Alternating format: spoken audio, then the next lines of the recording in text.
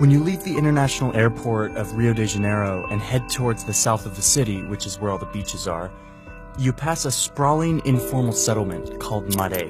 It's one of hundreds of neglected shanty towns like this in Rio. It goes on for miles. But when you pass by there today, all you see is this wall.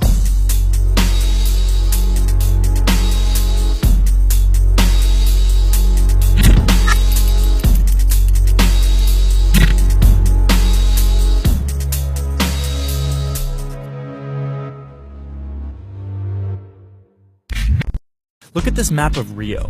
Here's the part that you probably know. It's the South Zone. It's where all the iconic beaches are. Mare is in Rio's North Zone, which is where most of the city's poor live.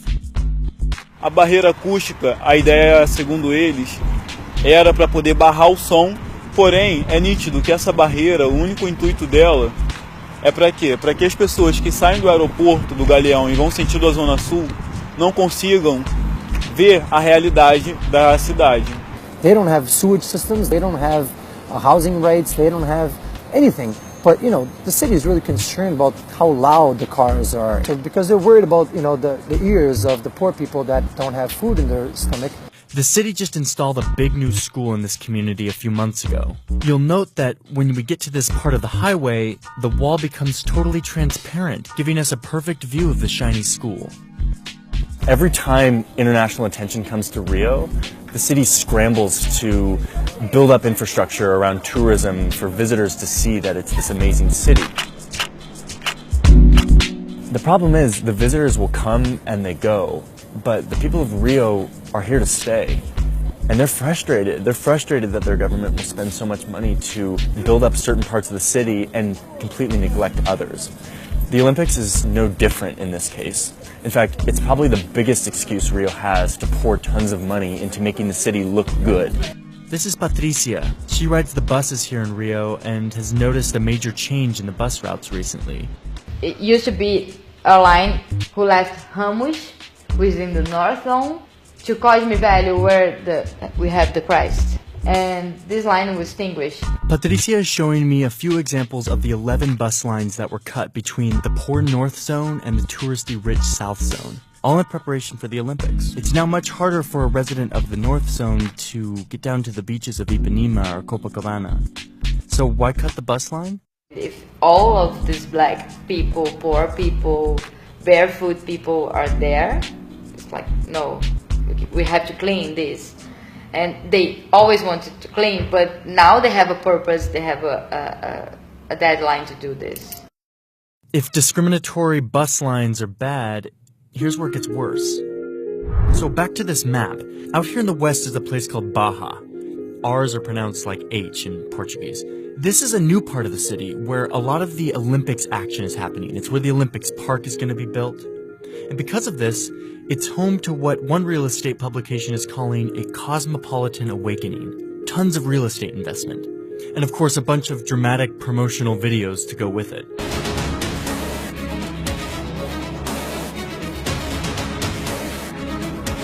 There's this one guy named Carlos Carvalho. He's a real estate developer, and he owns 64 million square feet in Baja.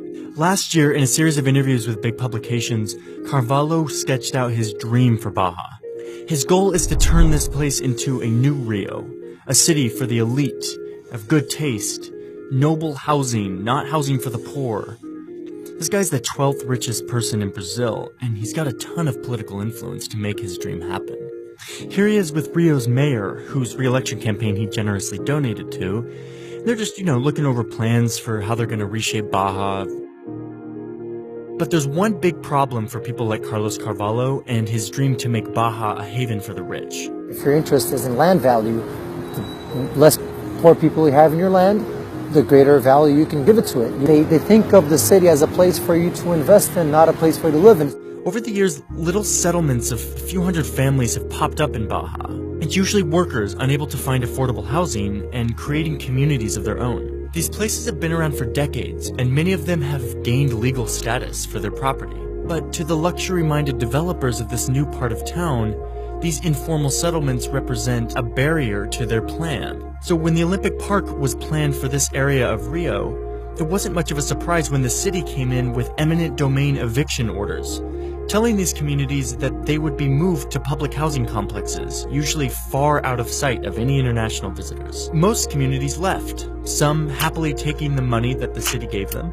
Some mounted intense but failed resistance. But I visited one community that didn't give up on the fight to keep their homes. Quando falaram que as Olimpíadas ia ser no Rio de Janeiro, nós já sabíamos que nosso problema ia aumentar.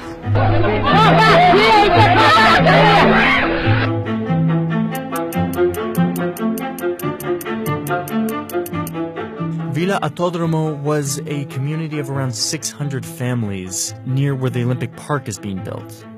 It's not on the actual park property, but it's in the site of the park. This is what it looks like today. People chose to go there because there was no drug trafficking or militia. It was very safe, very good sense of community, near jobs, near schools. It's hard to know that when you just visit the community, but you kind of get a sense of that by seeing the people who are still resisting, you know, because they're holding on to that memory and they want to keep some of that alive. After years of fighting with the city hall, only 20 families of the original 600 remain in this community. Fierce protesting and a flurry of international press got the mayor to finally concede, saying that the 20 families could stay on condition that the city would build them nicer-looking homes, lest, heaven forbid, the international community catch a glimpse of the real Rio. Tínhamos árvores frutíferas que nos alimentavam, que nós plantamos, e não vamos ter que refazer isso tudo novamente. Cada canto daquela casa foi construído com muito carinho, as árvores, as plantas. O que impede a Vila Autódromo de permanecer do lado do Parque Olímpico? É alguma razão urbanística? Não, não é. É uma razão uma razão dos interesses econômicos que estão ligados à valorização imobiliária. Não tem outra razão. Apesar de eu ter me preparado antes, eu sabia que um dia minha casa ia ter que ser demolida, mas para mim esse período foi o pior momento de toda a luta. Through the long fight, some of Villa Autódromo was able to stay. But this is rare. Most communities that receive eviction orders no longer exist. At least 77,200 people have been removed from their homes in Rio de Janeiro since 2009. That's according to government data. And much of this is to make way for infrastructure and real estate projects associated with the World Cup and the Olympic Games. So it's kind of a shame because the Olympics ends up coming in and kind of whitewashing areas and creating and reframing them. And, you know, you lose a lot of the personality of the city. Of course, there have been numerous benefits to the people of Rio thanks to the Olympics investments. New bus lines, revitalizations of old parts of the city, museums, parks. This stuff will make life better in the city for sure. But in the end, billions of public dollars that were supposed to benefit the people ended up bowing to the interests of a few people with a lot of money. And instead of investing in the underserved, Rio will once again hide them from view.